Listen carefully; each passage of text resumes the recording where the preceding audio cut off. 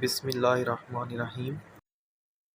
मेरा नाम मोहम्मद हसन है और आज के टॉपिक में हम पढ़ेंगे the case control structure. The case control structure क्या है, सबसे पहले इसको समझेंगे कि केस कंट्रोल क्या है।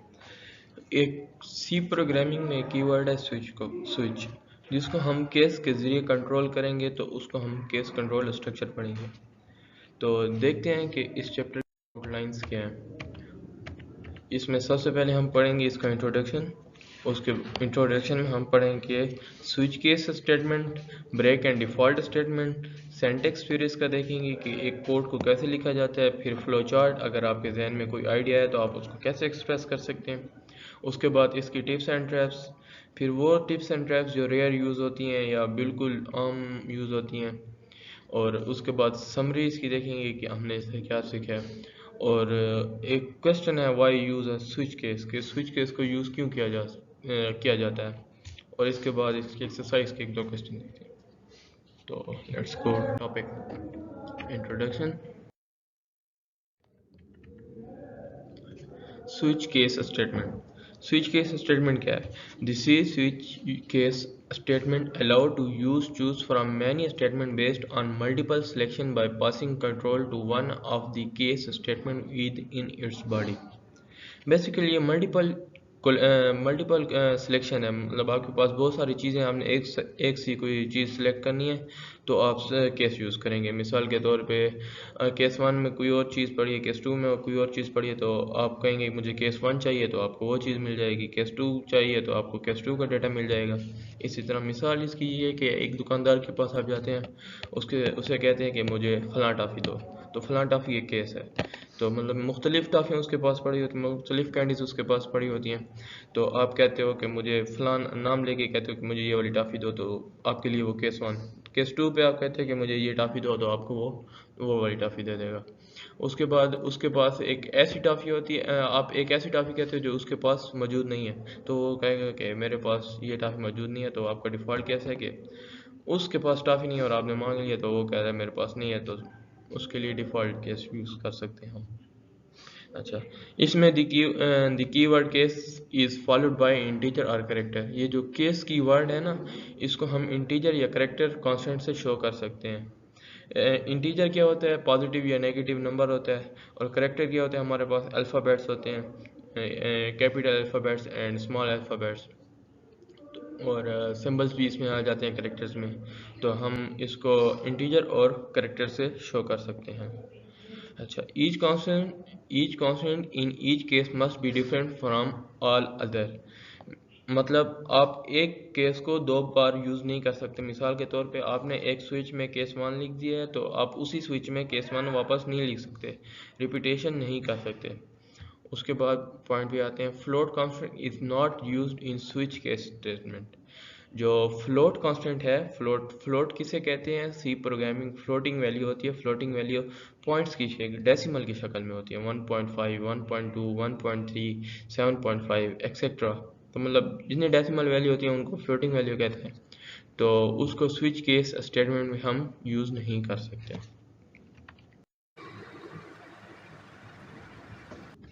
अच्छा, तो आपने फिर डिफ़ॉल्ट केस के पास केस थ्री लिख दिया, ये केस फोर लिख दिया, तो वो भी आपको एग्जीक्यूट करके देगा। इसमें आपके लिए कोई वो हर्ज नहीं होगा।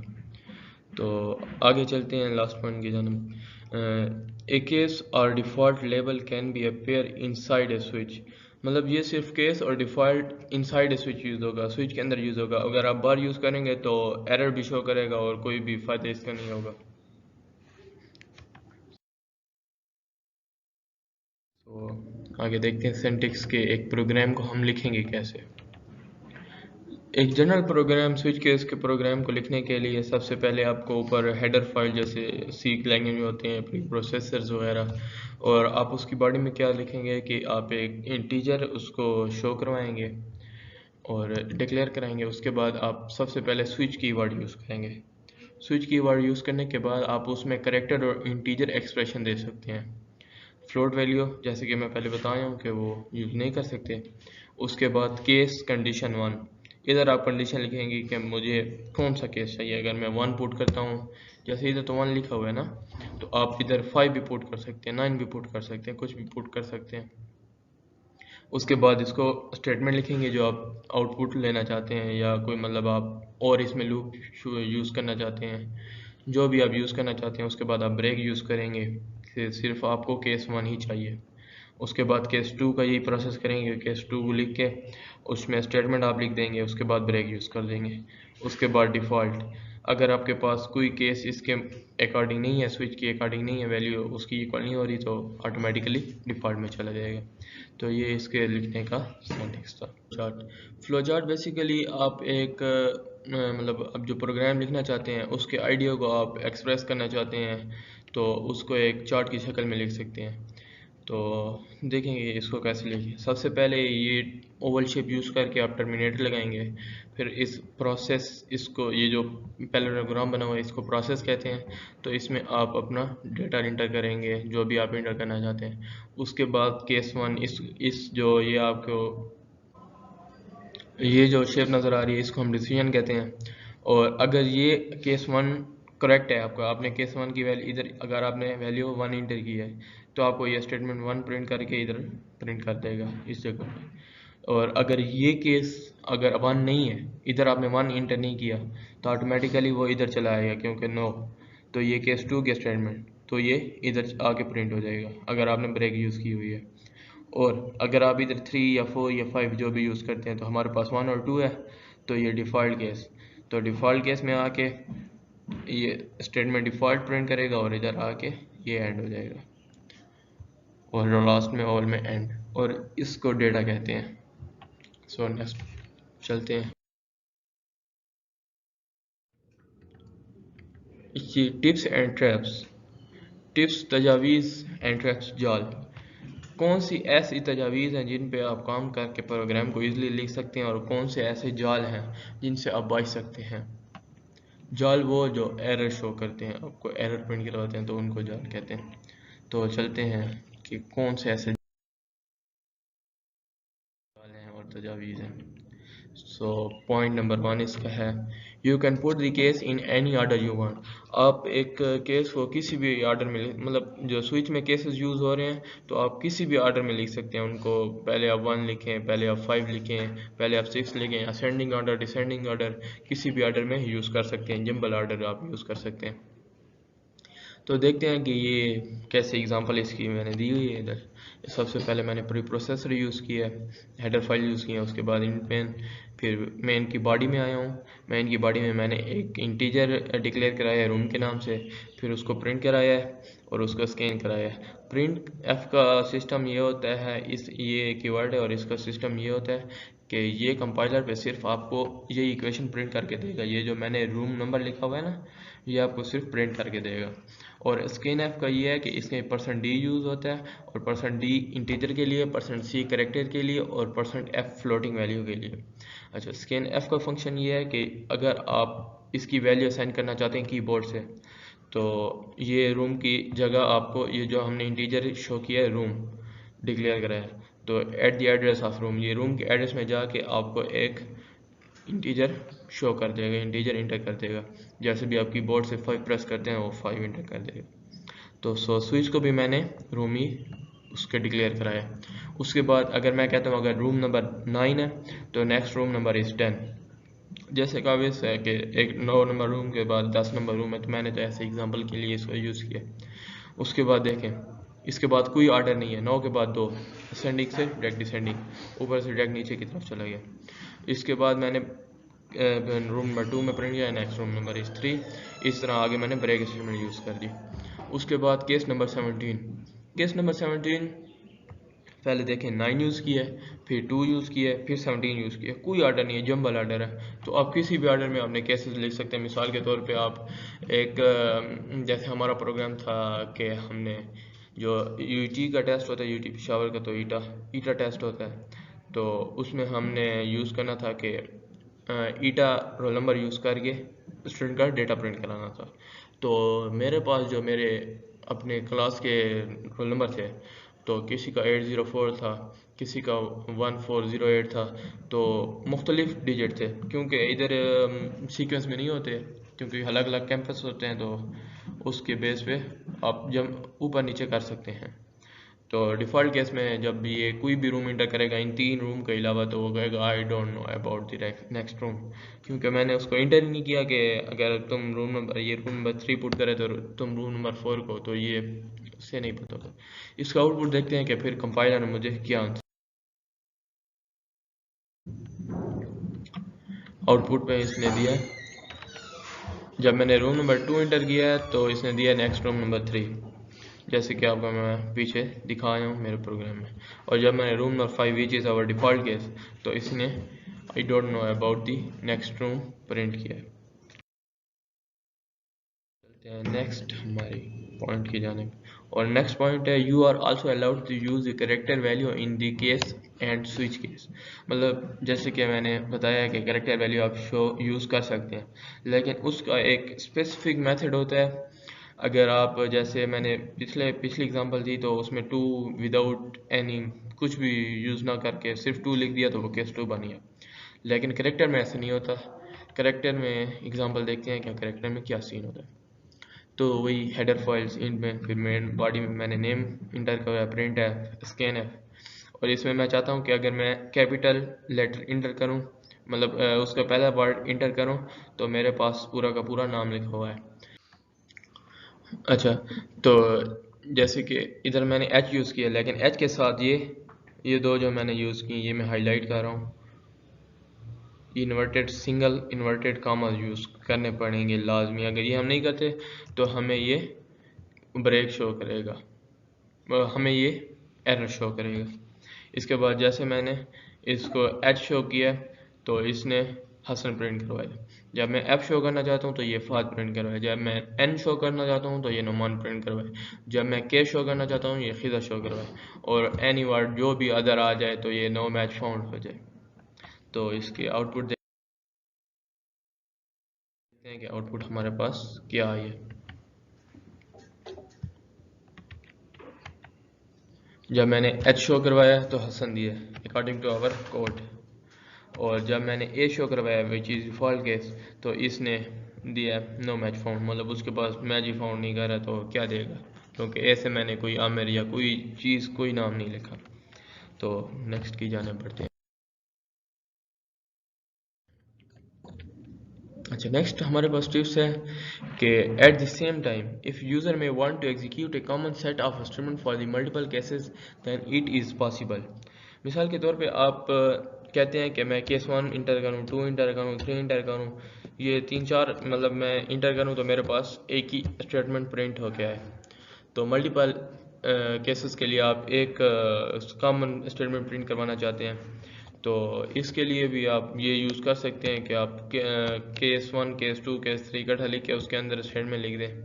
तो उसका मेथड भी बताता हूँ और ये भी बताता हूँ कि कहाँ यूज़ हो सकता है। मिसाल के तौर पे आप कहते हैं कि मैं 1 to 10 लिखूँ, केस 1 2 3 4 5 6 7 8 10, तो जो भी मैं दूँ तो मेरे पास प्रिंट हो गया है it is including in the first 10 whole number या फर्स्ट 10 नेचुरल नंबर। तो इस एग्जांपल देखते हैं, वही हेडर फाइल्स, उसके बाद मैंने एक करेक्टर डिक्लेयर कराया है अल्फ़ाबेट के नाम से। फिर मैंने प्रिंट एफ किया है इंटर अल्फ़ाबेट और स्कैन एफ, इधर मैंने %c यूज़ किया जैसे कि मैं आपको पहले बताया हूँ। तो स्विच में अल्फ़ाबेट मैंने शो किया। अच्छा, आप देखें ये केस ए और ये स्मॉल है, ये दो आपस में मुख्तलिफ हैं। ये सी लैंग्वेज में आपस में दो मुख्तलिफ चीज़ें। अगर मैं कहता हूँ कि मैं बड़े ए प्रिंट कराऊँ या छोटे ए इंटर करूँ, तो मेरे पास ये ए और ए स्टैंड फॉर एप्पल है। और मैं कहता हूँ कि अगर मैं बी और छोटा बी दोनों जिसमें से एक भी अगर मैं इंटर करूँ, तो मैं मेरे पास है बी और बी स्टैंड फॉर बैट। और डिफ़ॉल्ट केस अगर मैं यूज़ करूँ सी या डी या ओ, क्योंकि मैंने इधर नहीं दिया हुआ, तो वो प्रिंट एफ नथिंग शो हो। तो देखते हैं इसका आउटपुट में। देखें जब मैंने कैपिटल ए इंटर किया तो इसने दिया ए और ए स्टैंड फॉर एप्पल। तो देखते हैं कि जब मैंने स्मॉल ए इंटर किया तो तब ये क्या देता है। जब मैंने इंटर अल्फ़ाबेट किया स्मॉल ए, तो इसने दिया ए और ए स्टैंड फॉर एप्पल, मतलब ये दोनों कॉमन स्टेटमेंट है। तो केस दो अलग अलग यूज़ हुए हैं, ये अलग केस है, ये अलग केस है, तो हमारे पास जो स्टेटमेंट प्रिंट हो गया ये वो कॉमन है।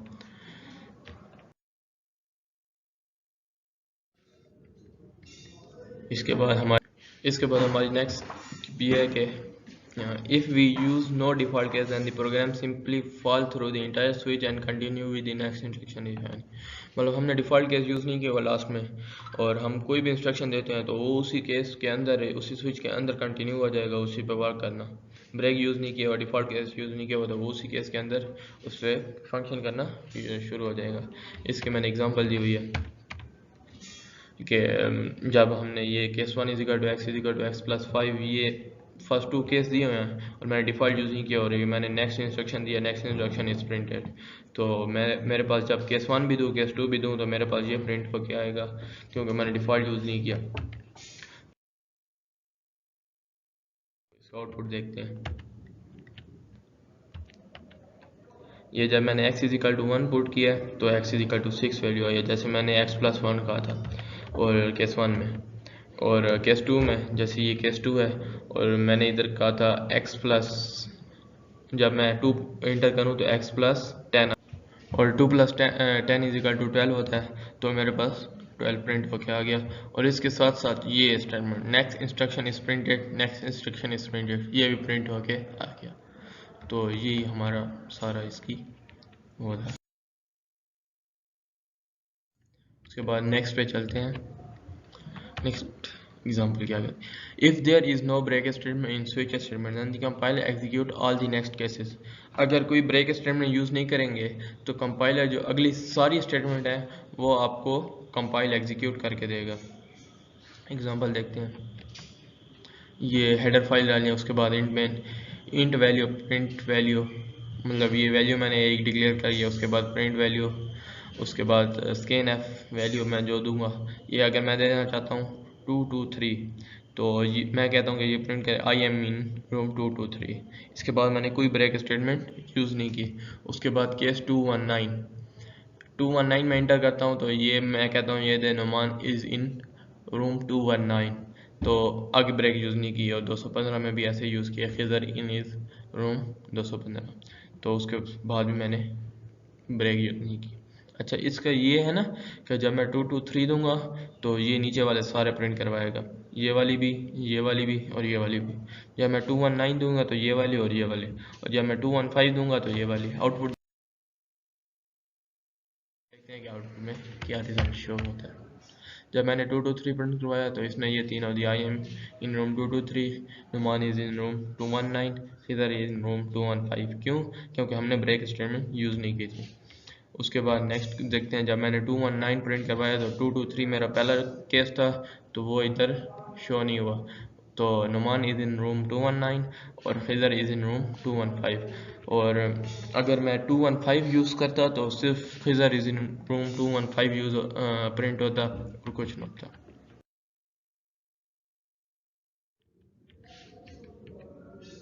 अच्छा, नेक्स्ट हमारे पास केस है, expression can also be used in case provided they are correct constant expression but character expression is incorrect। अच्छा, कांस्टेंट एक्सप्रेशन इंटीजर एक्सप्रेशन क्या होती है और एक करेक्टर एक्सप्रेशन क्या होती है। इंटीजर एक्सप्रेशन होती है 1+2, 1 1 डिवाइड बाई 2 1, मतलब जो भी आप मैथमेटिकल अरेथमेटिक साइन यूज़ करके जो भी एक्सप्रेशन लिखते हैं तो आपके पास अरेथमेटिक वो होती है, एक्सप्रेशन होती है विद रिस्पेक्ट टू इंटीजर, अगर आप इंटीजर शो करते हैं। अगर आप ये अरिथमेटिक साइन कैरेक्टर के दरमियान में यूज़ करें, मतलब ए प्लस बी, ए स्टेरिक बी, तो वो इस केस में हम यूज़ नहीं कर सकते। स्विच केस में, स्विच और केस में हम यूज़ नहीं कर। अच्छा, तो इसमें इंट में, तो इसमें मैंने एक नंबर इंटर करवाया, प्रिंट एफ करवाया, स्कैन एफ करवाया। जब मैं नंबर इंटर करूँ तो मैंने कहता है केस 1+3, तो ये मैंने एक एक्सप्रेशन लिखी है। 1+3 क्या होता है? 4, तो लॉजिकली ये हमारे पास केस 4 बनेगा, तो मैं कहता हूँ दिस इज केस 4। तो इसी तरह 3+5 8 होता है और 6+9 15 होता है। तो ये ब्रेक स्टेटमेंट में यूज़ किया, डिफ़ॉल्ट पे यूज़ किया। अगर मैं इससे अलग कोई देता हूँ तो दिस इज डिफ़ॉल्ट केस। तो देखते हैं कि इसका आउटपुट मेरे पास क्या आता है। जब मैंने इंटर 4 किया तो 3+1 हमने जो एक्सप्रेशन लिखी हुई थी तो दिस इज केस 4, तो हमारा आंसर बिल्कुल सही आया है। तो जब मैंने 5 किया तो 5 के लिए कोई भी यूज़ नहीं किया, तो दिस इज डिफ़ॉल्ट केस जो मैंने प्रिंट करवाया। सो नेक्स्ट पॉइंट हमारे पास है every statement in a switch must belong to the any case or default. If a statement doesn't belong to any case, then the statement would never get executed. मतलब आपके पास मिसाल के तौर पे ये जैसे देखिए मैंने आई और जे इंटर करवाया लेकिन केस के अंदर कोई स्टेटमेंट इंटर नहीं करवाया, जे इज इक्वल टू 10 मैंने दिया, कोई प्रिंट एफ कोई स्कैन एफ कोई भी लूप कोई भी शो नहीं किया, तो ये कुछ भी एग्जीक्यूट हाँ, लेकिन ये अपने एड्रेस पे जे इज इक्वल टू 10 सेव कर लेगा। तो जब और मैंने इधर स्विच के बाद और केस से पहले ना केस में मैंने यूज़ किया है ना डिफ़ॉल्ट में यूज़ किया है, तो ये कुछ भी एग्जीक्यूट करके नहीं देगा। इसकी एग्जांपल देखें, आउटपुट देखते हैं। जब मैंने 1 पुट किया तो इसने कुछ नहीं दिया, 2 भी पुट किया तो कुछ नहीं दिया, तो सिंपली चलते हैं अपने नेक्स्ट पॉइंट की तरफ। नेक्स्ट पॉइंट में some other tips and traps. अच्छा, ये सबसे पहला टिप्स एंड ट्रैप्स जो है स्विच में occur with in other switch, मतलब एक स्विच के अंदर दूसरा स्विच यूज कर सकते हैं। Such statement would be called nested switch statement. ये नेस्टेड स्विच स्टेटमेंट कहलाता है और ये बहुत रेयर यूज़ होता है। जैसे कि मैंने आपको पहले इंट्रो आउटलाइन में बताया कि कुछ रेयर होंगे और कुछ कॉमनली यूज्ड होंगे, तो ये बहुत रेयर यूज़ होता है, इतना खास यूज़ नहीं होता। So there will be no use of float statement in switch case. तो आप स्विच स्टेटमेंट में कोई भी फ्लोट स्टेटमेंट यूज़ नहीं कर सकते, मतलब फ्लोटिंग वैल्यू 0.1 1.2 3.2 समथिंग, तो ये बहुत कॉमन यूज़ होता है। अच्छा, ये पॉइंट क्या है, this switch statement is very useful writing menu driven program. The expect of switch is discussed in the exercise at the end of chapter. एक ऐसा प्रोग्राम मैंने यूज़ किया हुआ है कैलकुलेटर के लिए, तो आप उसको भी देख सकते हैं, लास्ट में मैंने यूज़ किया। उसके बाद के पॉइंट हमारे पास है, even if there are multiple statement to be execute in the case then no need to enclose within the pair of braces. जैसे कि इफ ऐसे स्टेटमेंट में हम देखते हैं कि हमने दो या दो से ज़्यादा स्टेटमेंट एग्जीक्यूट करवानी है, तो हम उसके लिए पैराथीसिस का यूज़ करते हैं, कर्ली पैराथीसिस का यूज़ करते हैं। तो इसमें ऐसा कुछ यूज़ नहीं करेंगे। आपके जितने भी प्रिंट है, जितने भी स्कैन है, जितने भी लूप लगाएं, लेकिन हाँ लूप के अंदर जो आपने पैराथीसिस यूज़ करने होते हैं वो आप करेंगे, लेकिन इसके अंदर इसके लिए केस के लिए आप कोई यूज़ नहीं करें, आप पे कोई पाबंदी नहीं। Why use a switch case. तो आप स्विच केस यूज़ क्यों करते हैं? बहुत से मतलब मेरे दोस्त भी क्वेश्चन करते हैं कि ये स्विच केस यूज़ क्यों होता है। तो ये असल में इफ एल्स जो है ना, ये उसका निमल बदल है। तो इफ एल्स और इसमें कोई इतना फ़र्क नहीं है। इफ़ में आप कंडीशन लिखते हैं और वो आपको प्रिंट करके देता है। इसमें स्विच है और स्विच में आप केस, ये पढ़ने में भी आपको इजी लगता है और ये मैंने लिखा है। A nested if else structure is just as efficient as switch case. मतलब उसमें आपको लॉन्च लगाने पड़ते हैं, पहले इफ लगाओ फिर पैराथीसिस फिर ये फिर वो, छोटा सा एरर आ गया, छोटी मिस्टेक आ गई तो वो आपका एरर शो करेगा, तो ये एफिशिएंट है। However, a switch case may be easier to read। मुझे तो ये लगता है कि स्विच केस जो है ना ये easier to read है, इसको हम रीड भी इजी कर सकते हैं as compare to if else statement. पहले इफ लगाओ फिर एल्स लगाओ, उसकी बहुत से झंझट होते हैं। वो इफ एल्स स्टेटमेंट और फिर इफ फिर एल्स फिर इफ फिर एल्स, ऐसे इफ भी बनता जाता है और ये इस तरह। तो also it is easier to add new cases to switch case than a nested if else structure। वही जो मैंने कहा है कि nested if else structure बनता जाता है, ये उससे easy है।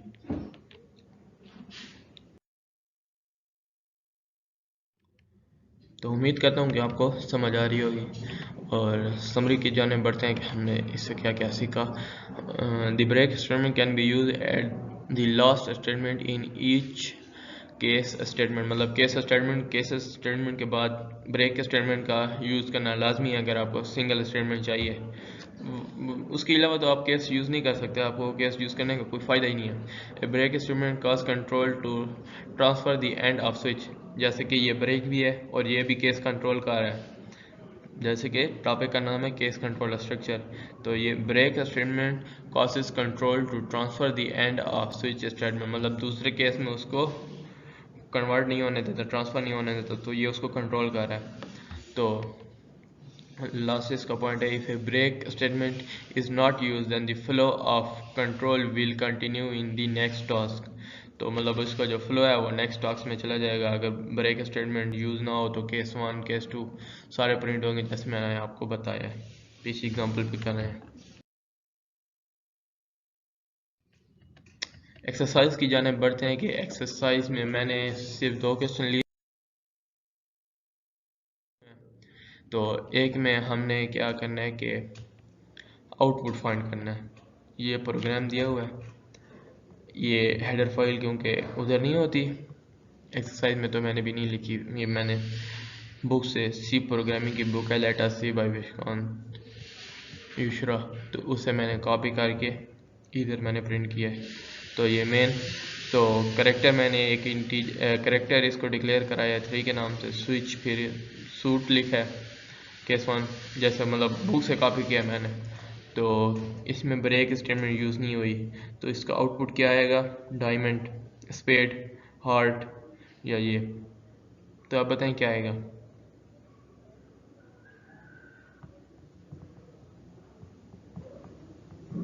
मेरे एरो को देखें। तो मैंने इधर यूज़ किया 3।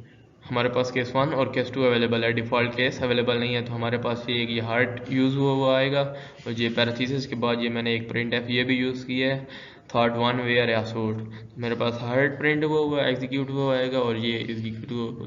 तो देखते हैं कि आंसर सही है कि गलत है। ये देखें, heart I thought aware a suit. सो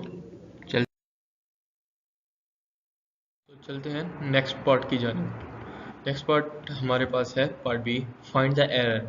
अच्छा, इसमें सबसे पहले हमें एरर फाइंड करना होगा। हमें क्वेश्चन दिया गया, अब इसमें एरर फाइंड करना है।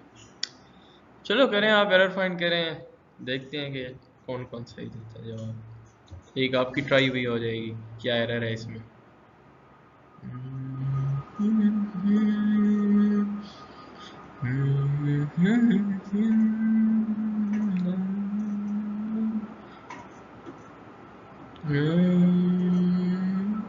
जी हाँ, तो क्या बात है, एरर पता चला इसमें क्या एरर है। तो इसमें एरर है फ्लोट। फ्लोट क्या, हम स्विच में यूज़ नहीं कर सकते। इधर हमने ए को फ्लोटिंग वैल्यू दी है और इधर भी यूज़ ए की है, और फिर केस में भी 0.1 1.5 2.5। तो ये we can not write the floating value inside the switch and case statement, we can only write the integer value और character value. So float, it is the error, this is the error, this is the error। ये चीज़ यहाँ पे हम use नहीं कर सकते।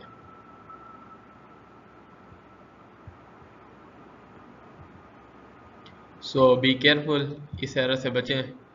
और चलते हैं आगे, हम बनाएंगे एक कैलकुलेटर।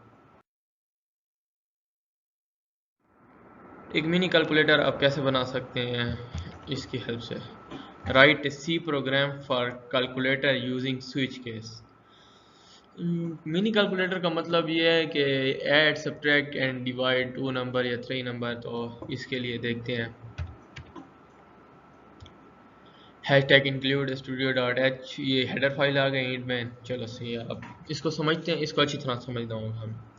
सबसे पहले हमने करेक्टर एक डिक्लेयर कराया है ऑपरेटर के नाम से, OPR के नाम से। उसके बाद मैंने इंटीजर डिक्लेयर कराए हैं A B एंड रिजल्ट। फिर प्रिंट एफ ऑपरेटर किया है, फिर स्कैन एफ ऑपरेटर किया है, ऑपरेटर डालेंगे इसके अंदर। फिर print f a value of a डालेंगे इसके अंदर स्कैन एफ से। फिर print f value of b, sorry miss print हो गया। उसके बाद scan f value of b. उसके बाद आ जाएंगे स्विच पे। स्विच के अंदर हमने ऑपरेटर डालना है कि हम ऐड करना चाहते हैं, सब्ट्रैक्ट करना चाहते हैं, मल्टीप्लाई करना चाहते हैं या डिवाइड करना चाहते हैं। तो केस 1 में लिखा है मैंने प्लस। प्लस क्या, मैंने आपको बताया था एक करेक्टर है, करेक्टर क्या, सिंबल्स भी करेक्टर में आ जाते हैं। तो प्लस लिखा है, उसके इन्वर्टेड कॉमा डाल देते हैं। उसके बाद रिजल्ट, रिजल्ट जो मैंने इधर डिक्लेयर किया हुआ था रिजल्ट इसके अंदर आ जाएगा। रिजल्ट को मैंने किया ए प्लस बी, ये ए प्लस बी की तरफ से उठाएगा, जो मैंने ए की वैल्यू इधर दी होगी और जो मैंने बी की वैल्यू इधर दी होगी, तो ए प्लस बी कर देगा। फिर print F sum of percent D and percent D is percent D. तो ये जो परसेंट डी है ये ए को शो कर रहा है, ये जो परसेंट डी है ये बी को शो कर रहा है और ये परसेंट डी रिजल्ट को शो कर रहा है। ये सी की बेसिस हैं, ये तकरीबन आपने विषय पढ़ी होंगी, स्विच पढ़ने से पहले हमने पढ़ी होंगी। तो आगे चलते हैं कि इसके बाद हमारे पास अगर केस माइनस है तो रिजल्ट ए माइनस बी, जैसे कि ए उधर से उठाएगा स्कैन एफ से और वो सेम प्रोसेस।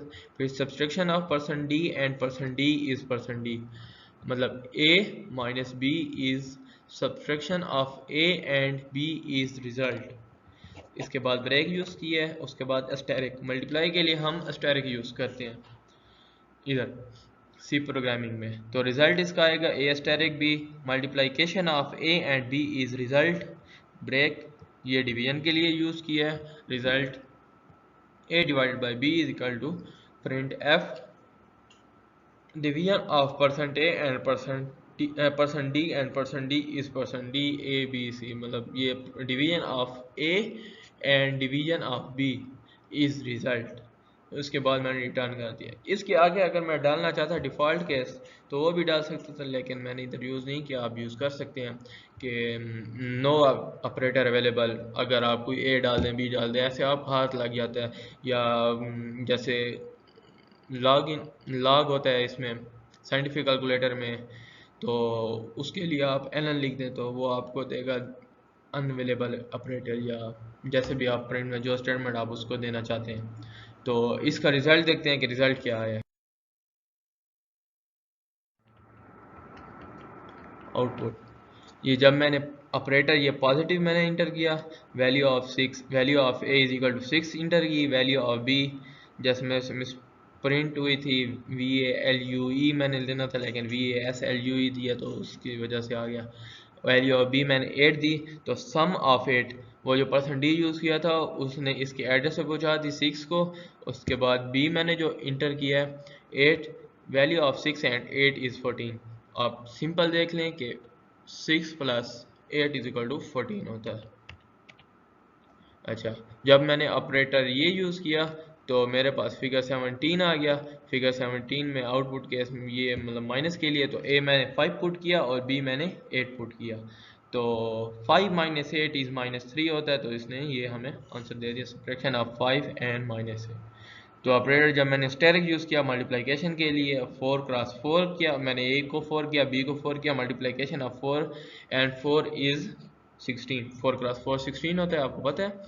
और इसके बाद जब मैंने ऑपरेटर स्लैश यूज़ किया वाला यूज़ किया तो वैल्यू ऑफ ए मैंने 23 दी और वैल्यू ऑफ बी भी मैंने 23 दी, तो division of 23 and 23 divide by 23 is equal to 1 आता है, तो इसने मुझे 1 दे दिया। सो thanks for watching my video, subscribe my channel, like my channel, and